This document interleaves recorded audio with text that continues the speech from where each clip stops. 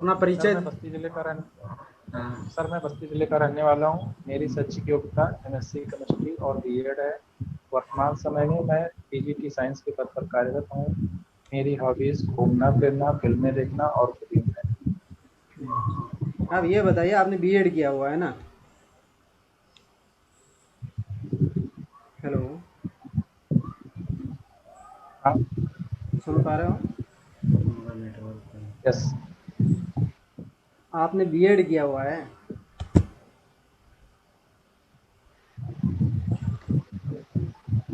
आवाज़ क्लियर नहीं आ रही। एक मिनट, नेट चेंज कर देता हूँ मैं, देखता हूँ। नेट नेटवर्क में प्रॉब्लम है।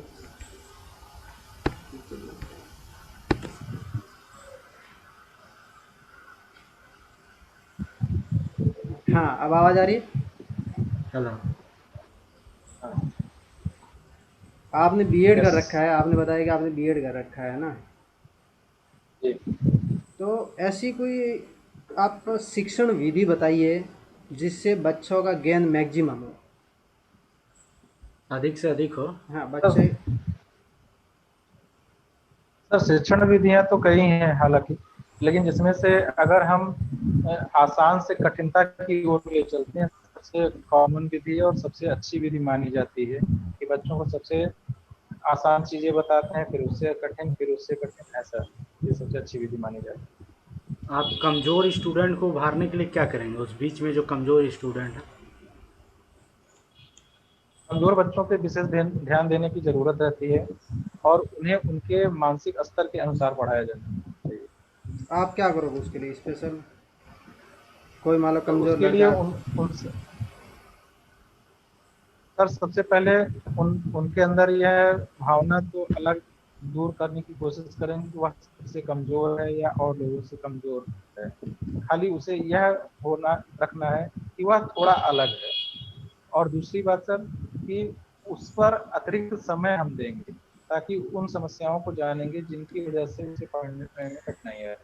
क्या आपने अपने स्कूल पीरियड में ऐसे साथ स्टूडेंट्स की मदद की है क्या? ये बिल्कुल किया है सर। नहीं। चलिए, ये बताइए, बिटकॉइंस क्या है? जी सर, बिटकॉइन। प्रश्न को फिर से दोहरा दें। बिटकॉइन पूछ रहे हैं, बिटकॉइन। बिटकॉइंस क्या है, बिटकॉइंस? सर ये एक आभासी मुद्रा है जो जो मतलब नेट के द्वारा ही इसकी कीमत तय होती है और उसकी खरीदारी और तब उसकी सेल और बाई नेट पूरी की जाती है। तो सर इतनी जानकारी है। चलिए, जेफ बेजोस, इलॉन मस्क, ये कौन है?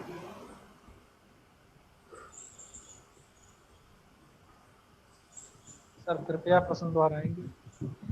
इलॉन मस्क कौन है? Elon Musk, Jeff Bezos. Sir Jeff Bezos जो है वो अमेजॉन के सीईओ हैं। और Elon Musk, sorry sir, Elon Musk के बारे में नहीं जानकारी।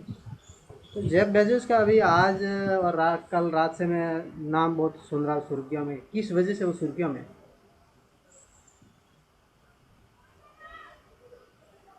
Sorry sir, mobile. आप अखबार नहीं पढ़ते अभी भी? सर पढ़ता हूँ, पढ़ा कीजिए। बट जो न्यूज़पेपर में पढ़ता हूँ उसमें वो खबर नहीं है। अभी हाल ही में जो नेपाल मैप जो जारी किया है, उनमें कौन भारतीय, दो क्षेत्र का कम से कम नाम बताइए कि कौन दो क्षेत्र भारतीय क्षेत्र को शामिल कर लिया है, जिसके कारण दोनों देशों में विवाद हुआ है।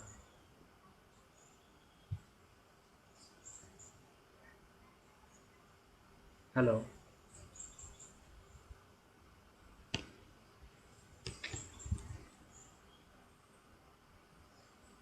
कल एकदम नेटवर्क सही था। आज और सही है, वहाँ से गड़बड़ है उसका नेटवर्क। पता नहीं यार, अपन दोनों नेटवर्क जोड़ रहे हैं। नेपाल जो हाल ही में मैप जारी किया को कम से कम दो क्षेत्र का नाम बताइए जो जिसके कारण भारत और नेपाल के बीच विवाद हो गया है। सर उसमें से एक काला पानी क्षेत्र है हाँ। और दूसरा इलिपुलेट कर रहा है। हाँ, ठीक है। एक मिनट। काला पानी और लीपू लेक दर्रा है ना, उसको नेपाल ने अपना क्षेत्र माना है। वहाँ पर वर्तमान में किसका अधिकार किसका है वहाँ पर? वहाँ पर वर्तमान में भारत के अधिकार है। तो ये प्रॉब्लम क्यों आई है, क्या प्रॉब्लम, इश्यू क्या हुआ यहाँ पर? हमको पूरा समझाए, मैंने पढ़ा नहीं इसके बारे में।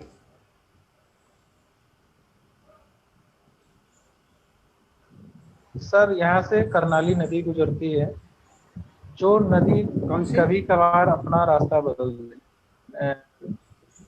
करनाली, मुझे याद आ रहा है। कर्नाली? कर्नाली में काली है, या उसी को महाकाली? महाकाली बोलते हैं, या नहीं तो उसका एक और नाम है, शारदा के कुछ नाम रखा गया है। वो क्या होता है अपना। हाँ ये बाद में बताऊँ। हाँ, सॉरी सर, वहाँ से महाकाली नदी गुजरती है, जिसे भारत में शारदा भी कहते हैं। हम्म, वह उसने कई बार ऐसा रास्ता बदला जिसके कारण नेपाल को लगता है कि जो क्षेत्र भारत में है हम्म। वह उसका क्षेत्र है। इस नाते सर ये विवाद आया। अच्छा ये बताइए, ये मतलब महाकाली को भारत और नेपाल के बीच में सीमा रेखा माना गया, ये कौन सी संधि के तहत हुआ था, कब हुआ था, क्या इस मतलब कब हुई थी ये? सर ये 1816 में सुगौली की संधि के तहत हुआ था। हम्म। हम्म। दोनों क्षेत्र कहाँ पड़ता है, काल आप जो दोनों नाम बोले, कौन सा मतलब राज्य में? सर ये उत्तराखंड राज्य, उत्तराखंड और नेपाल के बॉर्डर पे पड़ते हैं। तो नेपाल ने इतने दिनों तक तो इसका कोई इश्यू नहीं उठाया, अब नेपाल ऐसा क्यों कर रहा है? सर ये इशू मुझे जहाँ तक लगता है कि यह नेपाल के चाइना के प्रभाव में आकर नेपाल कर रहा है।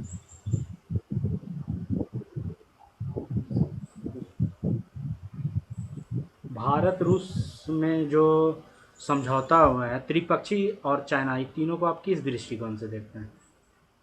भारत, रूस, चाइना। सॉरी सर, मैं बताने के लिए। SCO क्या है? एससीओ संघाई सहयोग संगठन है, जिसका जिसका मुख्यालय बीजिंग है। इसका मुख्य कार्य क्या है, क्यों गठन किया गया इसका? इसका कार्य सर मुख्य रूप से कि कुछ देशों का समूह है जिनमें आपसी सहयोग, आपसी व्यापार, इन सब के सुदृढ़ करने के लिए किया गया। कब इसका गठन कब हुआ? सॉरी सर यार।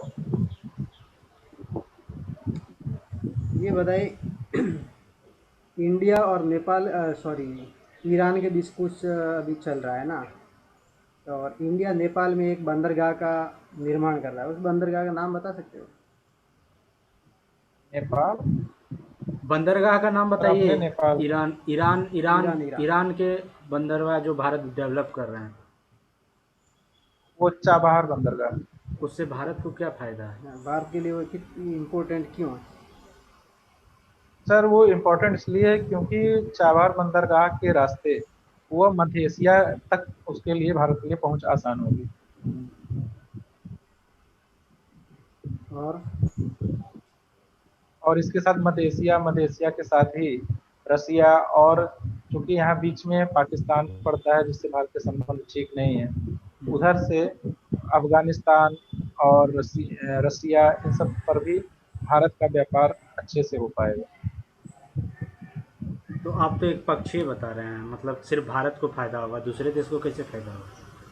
नहीं सर, भारत को फायदा तो होगा ही, उससे अन्य देशों को जैसे मध्य एशिया के या हम्म, खुद ईरान को, हम्म, अफगानिस्तान को, इन हम्म। सभी को फायदा पहुंचेगा। ईरान को क्या फ़ायदा होगा?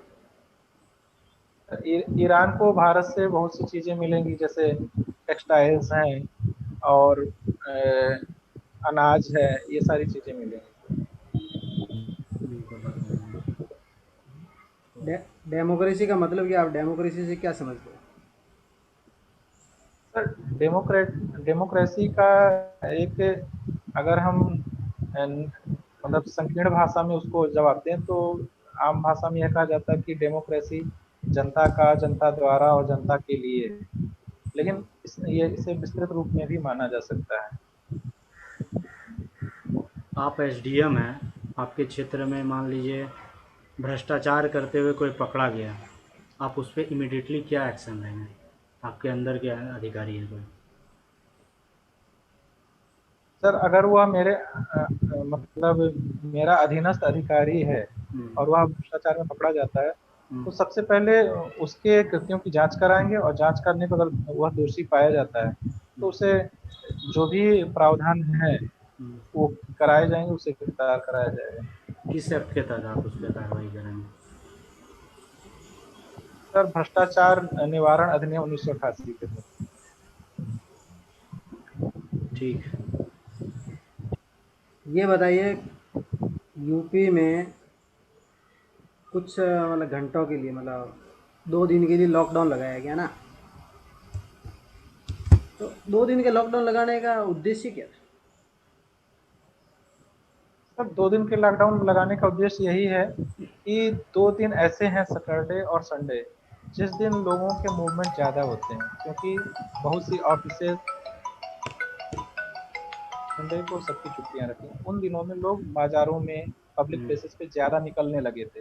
इस कारण ये 2 दिन चिराग, लॉकडाउन लगाने का थोड़ी देर बाद कॉल वो आएगा, स्टार्ट किया डॉक्टर गया। का इंटरव्यू लेना है। ठीक है।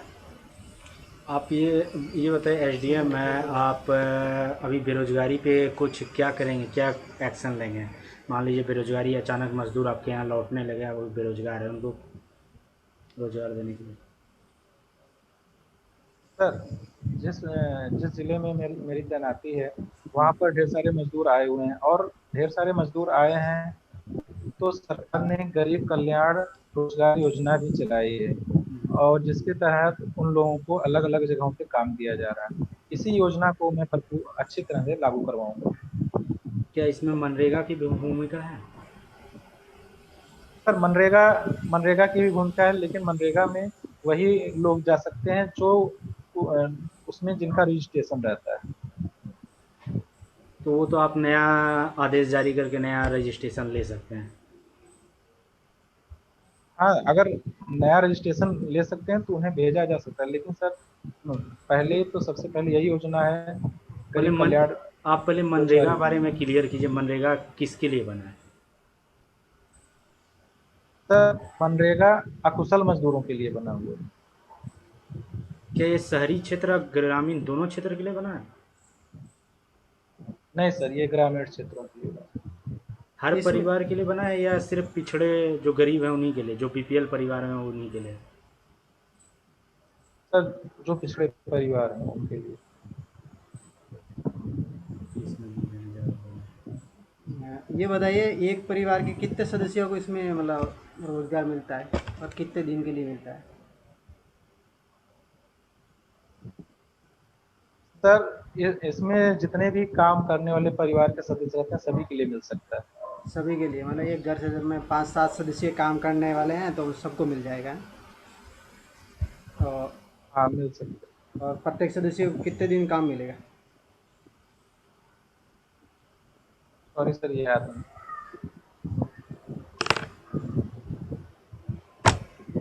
पहले चलिए, 100 दिन था, अभी इसको बढ़ाने का प्रोविज़न है। इसको बाद में बात करें। अब आप अमेरिका और भारत के रिलेशन बढ़ने से ईरान पे क्या प्रभाव पड़ रहा है, या ईरान से हमारा दूरी क्यों बढ़ रहा है? हाल ही में देखा गया ट्रेन का जो भारत निर्माण करने वाला था ईरान में, वो भी कैंसिल कर दिया गया। सर भारत और अमेरिका के संबंध बढ़ने से ईरान पर प्रभाव ये पड़ा है कि अमेरिका ने ईरान पे कई पाबंदियां लगाई, जिसके उन पाबंदियों के चलते ही भारत ने चाबहार में रेल प्रोजेक्ट नहीं शुरू करवा पाया। इस कारण भारत को ईरान ने उस परियोजना से बाहर किया। भारत अमेरिका। ठीक है, आप दक्षिण चीन सागर में थोड़ा बताइए, भारतीय जैसे भारत द्वारा क्या किया जाए, आप क्वाड वाड के बारे में थोड़ा बताइए आप। सॉरी सर, ये मैं नहीं बता पा रहा। कवाड़ कर लेना है, कवाड़ बहुत इम्पोर्टेंट है। क्वाड और कर लेना। दक्षिण चीन सागर का आते ही कवाड़ का नाम आएगा, कवाड़ में कौन कौन शामिल है। और ईरान वाला इशू, ओबोर रसिया, योजना के बारे में थोड़ा बताइए तो। वन बेल्ट वन रोड कौन सी योजना से? One belt one road. One belt one road, इसके तहत चीन चीन अपने देश से भारत के अक्साई चीन क्षेत्र होते हुए पाकिस्तान तक एक रोड बनवा रहा है, जिससे पूरे एशिया में उसकी कनेक्टिविटी बेहतर हो सके। उसका नाम क्या है? जो अक्सर चीन से होकर जा रहा है उसका नाम क्या है? और इस ये बताइए कुछ कोरोना के बारे में बताइए, कोरोना क्या है? सर, कोरोना एक ऐसा वायरस है जो जिसे सार्स कोव 2 भी कहा जाता है, और यह चीन से शुरू हुआ माना जाता है। धीरे धीरे पूरे भारत में अन्य अन्य देशों में भी फैल गया, और इसका असर भारत पर भी काफ़ी पड़ा है। और इसके आने से सभी देशों में काफ़ी कुछ, जैसे सामाजिक, आर्थिक और सांस्कृतिक चीज़ें बदल चुकी हैं। आपका आपका सब्जेक्ट क्या था, ऑप्शनल सब्जेक्ट क्या था? आप जो यूपीपीसीएस क्वालिफाई किए हैं मेंस, उसमें आपका subject social work. Social work से आप एक बताइए, कोई महिला भी मतलब एक्सीडेंट हो गया है, आप उस रोड से होके गुजरते हैं, एज ए एसडीएम है, अब जब जाते हैं उसको लेके हॉस्पिटल, तो वहाँ पे आपके साथ बहुत सारा दुर्व्यवहार किया जाता है वहाँ के अधिकारी। उनको पता नहीं कि आप उस क्षेत्र के अधिक एसडीएम हैं, आपको बोलता है नहीं पुलिस केस होगा उसके बाद इनका इलाज होगा। इनके लिए कोई व्यवस्था आप बना सकते हैं? सर, एक्सीडेंटल केस में हालांकि पुलिस केस होता है पहले, लेकिन यह भी जरूरी है कि उस महिला की क्रिटिकल स्टेट है, तो उसके लिए हम और भी लोगों से बोलेंगे पुलिस केस पर की कार्रवाई करें, और इधर महिला का इलाज भी स्टार्ट करवाएंगे। अच्छा, और यह गर्ल्स। बताते हुए कि हाँ, कुछ बोलो। मैं इस पद पर हूँ। भारत है वो अमेरिका से कुछ राइफल्स खरीद रहा है ना, उन राइफल्स का नाम बताइए। सॉरी सर, अभी याद नहीं आ रहा। अच्छा, राजस्थान में अभी मरनी भोज बंद किया, क्या ये उत्तर प्रदेश में भी लागू किया जाना चाहिए? जब कोई मर जाता है जी तो बिल्कुल लागू किया जाना चाहिए। जी बिल्कुल लागू किया जाना क्यों चाहिए। लागू किया जाना चाहिए? सर, इससे ऐसा होता है कि कोई भी व्यक्ति, अगर जिसके घर में किसी की डेथ हुई रहती है, हम्म, और बहुत से ऐसे गरीब परिवार भी रहते हैं जिनके पास व्यवस्था तक नहीं रहती कि वो लोगों को, ज़्यादा लोगों को खाना खिला सकें या उनको भोज दे सकें, हम्म, तो एक तरफ से वह तो एक व्यक्ति के दूर होने की उससे वैसे ही जूझ रहता है, और हम्म। फिर उस पर यह भी रहता है कि उस सामाजिक दबाव इतना बना रहता है कि वह लोगों को खाना खिलाए। तो लेकिन यह जरूर बताना चाहिए। लेकिन हमारे उधर क्या एक कहावत है ना कि बाप का मरना और बेटी का परणना, मतलब बेटी की शादी, बाप का मरना और बेटी का परणना मतलब बेटी की शादी, ये दो ही आदमी की लाइफ के बहुत बड़े फंक्शन होते हैं। और आप बोल रहे हो कि मत्ती भोज बंद कर दिया जाए, जबकि हमारे समाज में उसको बहुत बड़ी चीज़ माना जाता है। इस हिसाब से तो शादी के फंक्शन भी बंद कर देने चाहिए, दो लोग, लड़का और लड़की को एक पंडित बुला के फंक्शन करवा के शादी कर देनी चाहिए, फिर इतना उसमें क्यों करते हैं? सर, जैसे जहाँ तक कहावत की बात है, ये कहावत काफ़ी पुरानी है, उस समय की है जब इन्हें मान्यता दी गई थी। लेकिन आज के परिप्रेक्ष्य में एक व्यक्ति के पास तमाम समस्याएं हैं, इस नाते इस कहावत का कोई औचित्य नहीं है। तो लड़की की शादी में इतना खर्च किया जाता है, तो इस पर भी तो रोक लगानी चाहिए ना। जब आप मृत्यु भोज बंद कर रहे हो तो शादी को क्यों नहीं जी बंद कर रहे? उसमें भी तो उतना ही खर्चा होता है। जी बिल्कुल। जी बिल्कुल, इतने खर्च नहीं होने चाहिए, क्योंकि सरकार ने भी तमाम काम बनाए हैं कि आप निश्चित खर्च करें, और कई बार जो भी किया जाता है कि आप खर्चों से बचें। चलिए आप ये बताइए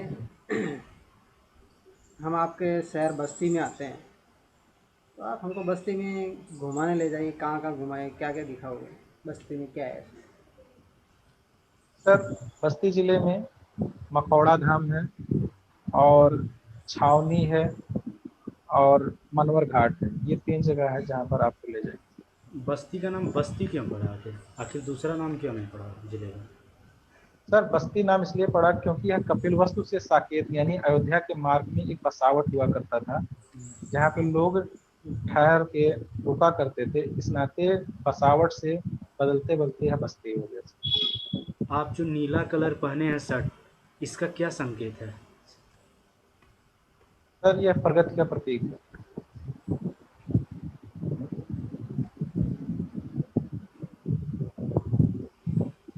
आपके पीछे दीवार है, उस दीवार का कलर कैसा है? Sir light green.